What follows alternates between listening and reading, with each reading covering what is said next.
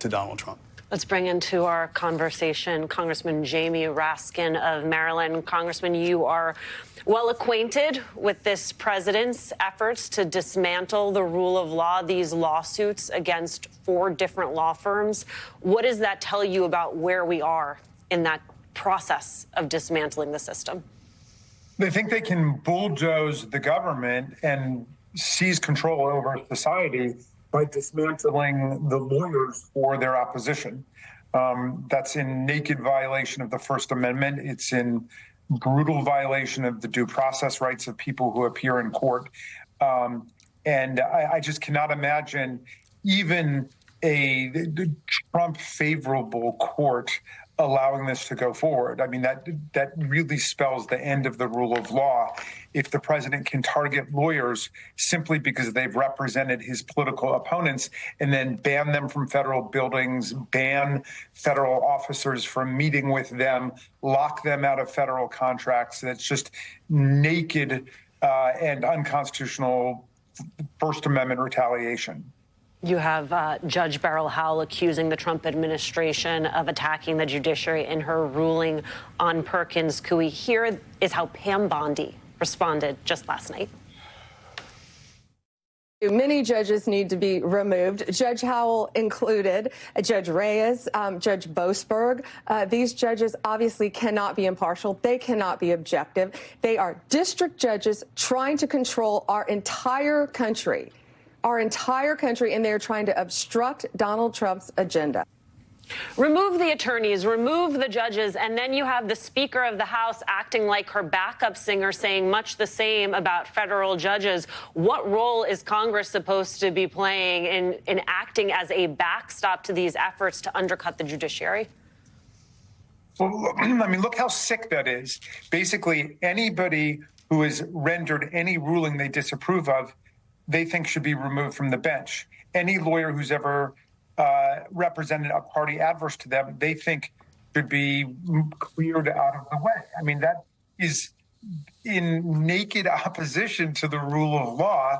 So, look, I'm the ranking Democrat in the House Judiciary Committee. The Judiciary Committee Democrats, the Democrats in the House are unified in standing up for the independence of the judiciary, the separation of powers, and the constitutional order as we've known it. I wonder if Attorney General Bondi could name one judge who she doesn't think should be removed, who's ruled against one of Trump's executive orders or one of the lawless actions undertaken by Elon Musk. And they can't say it. Basically, they believe if they disagree with someone or something, that person should be rendered illegal, a legal non-entity. Their purview is very clear, right? I mean, I get the congressman's point. You could ask them that question. I think we can anticipate the answer. Can you help me understand why these different firms are taking different tacks and how much of it? I know you referenced the possibility of this going to the appeals court, but how much of it do you think it has to do with the clientele that they represent? Oh, 100%. And again, Trump's genius in this, or the genius of the White House on this, is that they understand what we see as these institutions that are bulwarks in the judicial and legal establishment, they see as businesses. Trump understands that if you take away, it's like a Jenga tower, if you take away certain accesses and elements of their business, they're incapable of functioning. He understands, this guy, say what you want about Trump, is he looks beyond the superficial, beyond the facade of these institutions, and looks to the foundations.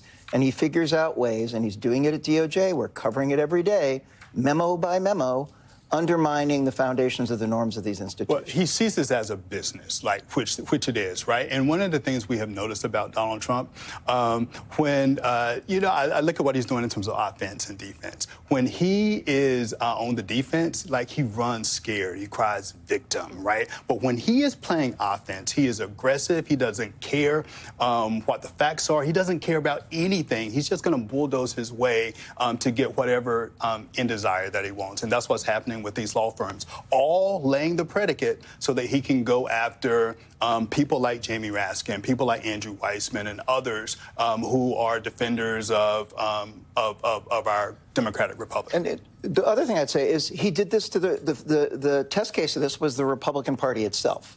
What he's doing to the law firms is exactly what he did to the Republican Party in 2015 and 2016. At the very beginning, there was a lot of resistance and bravado against him, and eventually he wore them down, and he was able to exploit the divisions.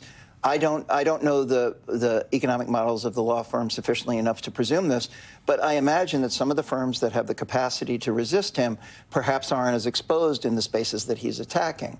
So I think he has an understanding of the vulnerabilities of his opposition that nobody who's currently a combatant has. And so we circle back to the question, Congressman Raskin, that we constantly circle back to, which is which of these cases will end up before the Supreme Court, and if and when they end up before the Supreme Court, will the Supreme Court be ready to hold the line? Well, I think so. An important signal came down last week when Chief Justice Roberts noted that the proper response to a district court decision that you disagree with is not to impeach the judge, much less malign the judge and contribute to this terrible climate of violence and threat and intimidation. The proper response to a district court decision you disagree with is to appeal the decision. We've only had 15 judicial impeachments in all of American history, and it's always for something like taking bribes on the bench, corruption, stealing money from the court, habitual drunkenness, not even just 1 day or 2 days of drunkenness. But we've never had a judge who's been impeached for doctrinal differences with the court, much less for getting the legal doctrine right, which an overwhelming, if not unanimous number of these judges have done. I mean, their legal reasoning is just airtight. And that's why Donald Trump is so furious and outraged, and why, all the king's men are running around talking about impeachment, because they can't contest what these judges have actually ruled. So they're coming to our committee next week, and they're going to, have their big hearing on the rogue judges, because they're saying never before has a president seen so many of his executive orders struck down before. History's never seen a president engage in so much illegality before, especially in the first 100 days of his tenure. And so we're going to try to get at the substance of these cases while they go after the judges, including Judge Boasberg, who was first appointed to the bench by President Bush. Congressman, what would be your counsel to these firms as they try to contend with these incoming lawsuits from the Trump administration?